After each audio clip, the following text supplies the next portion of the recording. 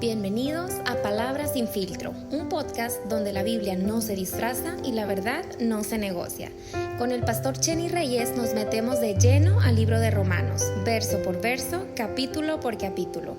Agarra tu Biblia y abre tu mente, porque aquí venimos a pensar, crecer y vivir diferente. ¿Qué tal, mis amados hermanos y amigos? Aquí estoy saludándoles nuevamente, deseando que el Señor Jesucristo les esté bendiciendo sus vidas, y aquí estamos listos para continuar con estas últimas partes de la carta del apóstol Pablo a los romanos, y hoy vamos a terminar la última parte del capítulo número 15 y solo pues estaremos a un capítulo de terminar con este precioso tiempo de estudio del libro de Romanos. Así es que le invito para que entremos a él con mucha intención de aprender y con nuestros corazones y nuestro espíritu bien abiertos para recibir lo que Dios quiere hablar a nuestros corazones. Y vamos a hablar de esta parte, de esta sección, que si bien en nuestro idioma, en el español,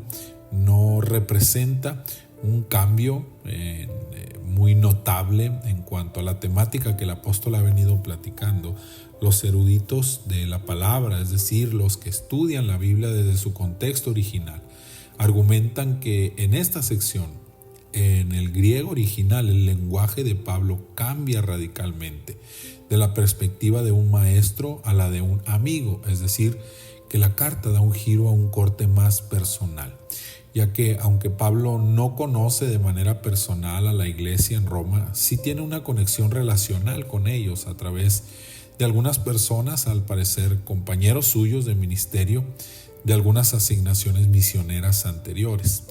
En esta parte el apóstol da algunas observaciones más de tipo personal. Sin embargo, aún de esto podemos encontrar enseñanzas que se afianzan en todo lo que Pablo ha venido enseñando a lo largo de la carta. Así que les invito a adentrarnos en esta parte del mensaje en busca de indicaciones que puedan ayudarnos en nuestra práctica de la fe.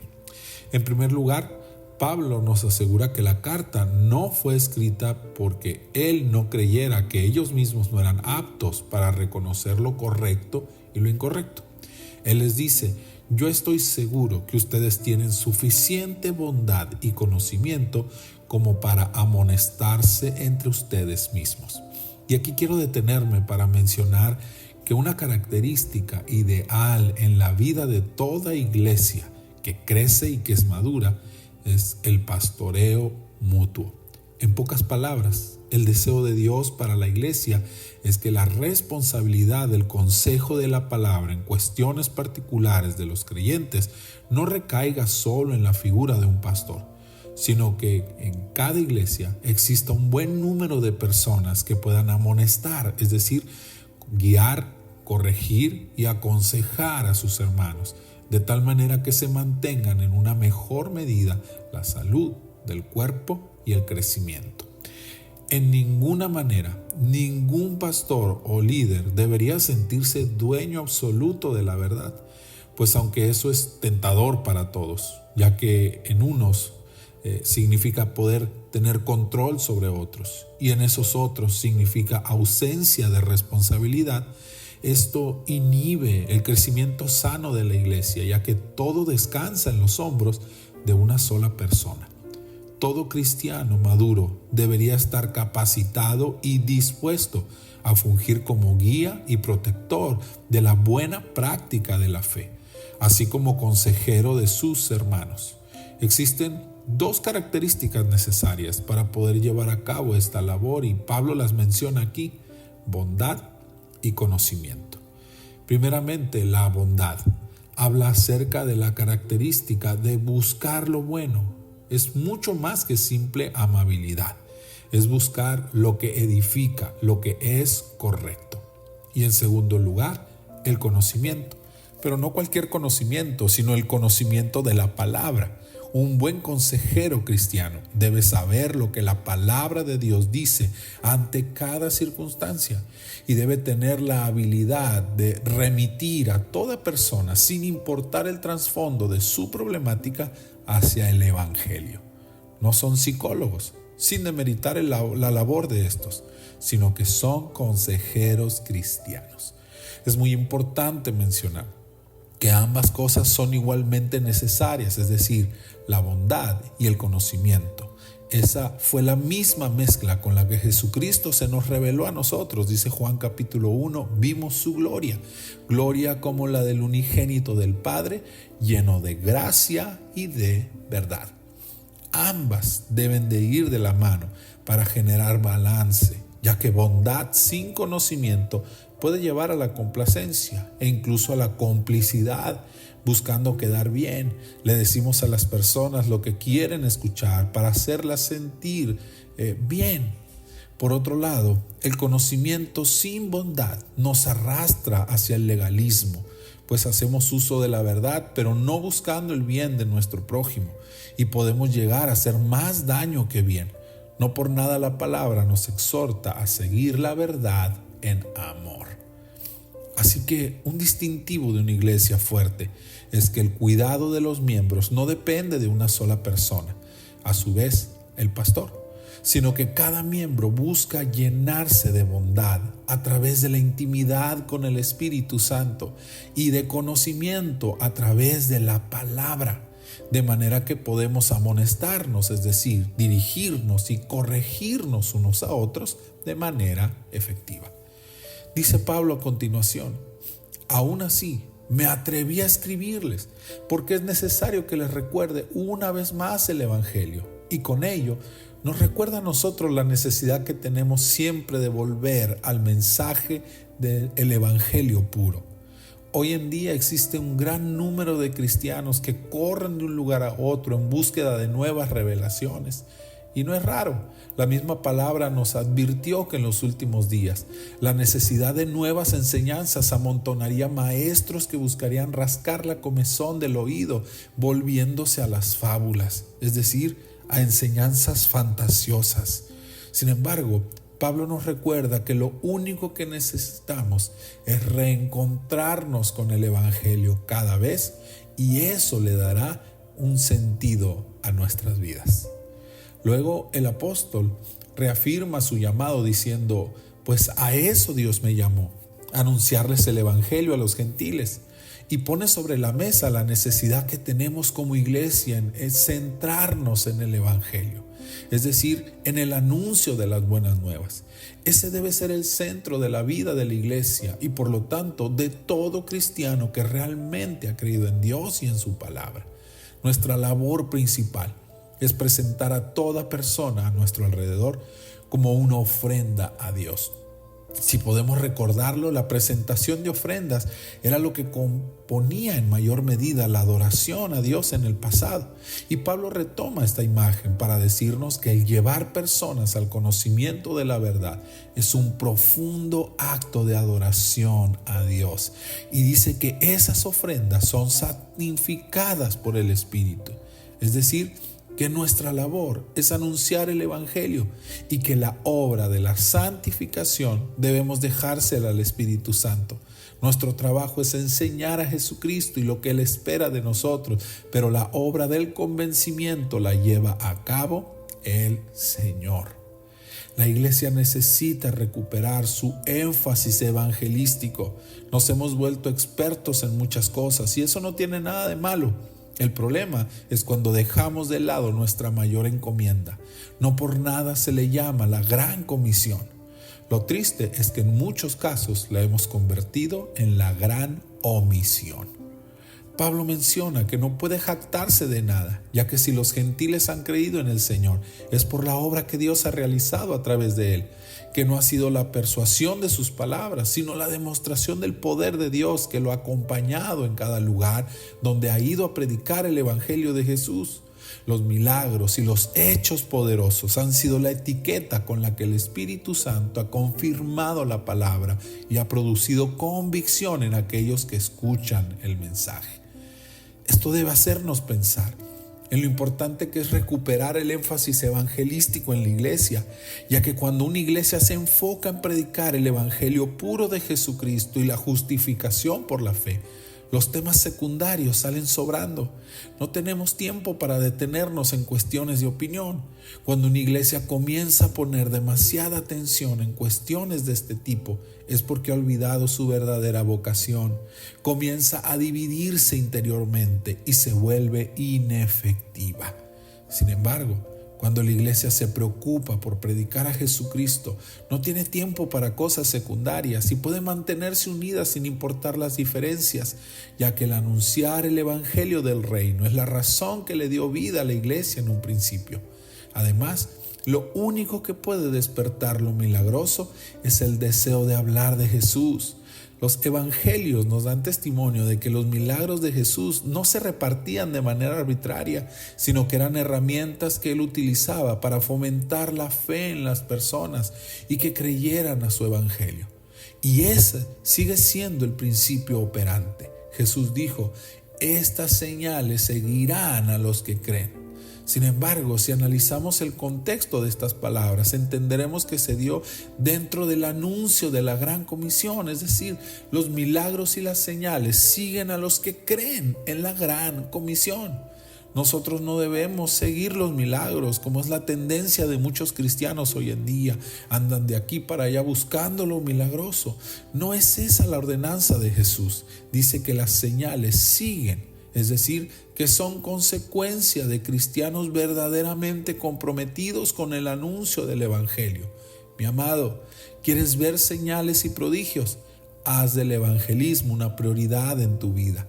Cuando la iglesia se comprometa con el evangelio como al principio, veremos las señales que se veían al principio.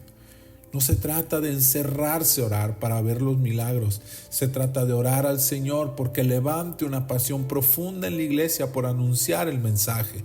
Recuerde que las señales son consecuencia y no causa. No debemos esperar los milagros para predicar. Debemos predicar para que los milagros sucedan. Una iglesia encerrada en sí misma, cómoda en sus programas y eventos, jamás verá los verdaderos prodigios de Dios. Para eso necesitamos salir a hablar y no callar. Ahora, Pablo hace mención de su llamado particular, el apostolado real, es decir, la labor de iniciar la obra en lugares donde antes no se había hecho. Pablo no era un pastor, es decir, no estaba dedicado al cuidado de una iglesia en particular, sino que era un iniciador de iglesias. En primer lugar, nos muestra que el oficio del apóstol, según lo que Pablo refiere, es el de ir a abrir camino para la iglesia en lugares donde no se había predicado antes, lejos de la creencia moderna de los apóstoles que se dedican a unir iglesias bajo su cobertura, lo cual se ve incluso contrario al llamado que Pablo y el resto de los apóstoles recibieron. Por otro lado, no podemos usar este pasaje para decir que no podemos hablar la palabra a personas que ya han escuchado el evangelio y que incluso lo han creído ya. El mismo apóstol lo está haciendo con ellos. Les está anunciando el evangelio, una iglesia que él no fundó, con personas que ni siquiera conocen, pero que sabe que son cristianos. Después de esto, Pablo les revela su itinerario misionero, haciéndoles saber su deseo de ir a ellos, no sin antes pasar a dejar a Jerusalén una ofrenda económica reunida por las iglesias del norte de Grecia, ofrenda que los gentiles de esa región insistieron en ofrecer como gratitud a sus hermanos judíos, que al parecer no estaban pasando una situación agradable en ese momento. Sin embargo, más que responder a esa necesidad, era una muestra de agradecimiento, pues reconocían que de ellos había venido la palabra del evangelio que los había salvado. En ese sentido, la palabra nos enseña otra característica de una iglesia madura y que crece. Además de estar preparada para el pastoreo y la amonestación comunitaria, es decir, unos con otros, y un enfoque preferencial hacia la predicación del evangelio, una iglesia madura y que crece sabe aportar por gratitud para el avance de la obra del reino. Como dice la Escritura, no lo hacen con tristeza, es decir, con el pesar de una obligación, ni por necesidad para resolver carencias, sino por gratitud, porque retribuyen el bien que ya han recibido. Dice que los cristianos en Macedonia y Acaya con entusiasmo se dispusieron a dar una ofrenda para los santos en Jerusalén, ya que al estar conscientes que de ellos recibieron un gran recurso espiritual, consideraron justo y conveniente el responder al menos con una ofrenda material. Pablo le llama más adelante a esta ofrenda un fruto, lo cual nos da idea de que es algo que no se fabrica ni se fuerza, sino que nace de manera natural. Un árbol que está sano, porque ha sido bien alimentado, dará su fruto y de manera natural. Así que el contribuir para la obra de Dios se vuelve algo sencillo y lógico, es decir, natural para aquellos que han creído y que han crecido saludablemente en su fe en la palabra. Y su respuesta es contribuir, no solo con sus recursos económicos, sino con todo lo que son y lo que tienen, ya que han entendido la gracia abundante que han recibido de Dios y de la iglesia que es su cuerpo. Una iglesia que fuerza el fruto debe revisar el alimento que está dando y el cuidado en el crecimiento de sus miembros. Y un cristiano que siente conflicto en temas de generosidad con la obra debe evaluar su entendimiento del evangelio y de la gracia. Pablo les avisa a los cristianos en Roma que una vez haya entregado la ofrenda en Jerusalén y termine su asignación, irá directamente a ellos, pues desea conocerlos y pasar tiempo con ellos en su camino a España. Y con ello involucra a los cristianos de la iglesia en Roma en el trabajo de la obra. Y en primer lugar les da una asignación que nos muestra una cuarta característica de una iglesia madura y que crece. Les dice: les pido encarecidamente en el nombre de nuestro Señor Jesucristo que se unan a mi lucha orando a Dios por mí. Es decir, les pide que realicen una fuerte labor intercesora. Pablo les pide que luchen en oración, no solo que oren, sino que desfallezcan orando por él. Y pone delante de ellos al menos dos peticiones importantes: que lo libre de los judíos incrédulos que le habían amenazado de muerte.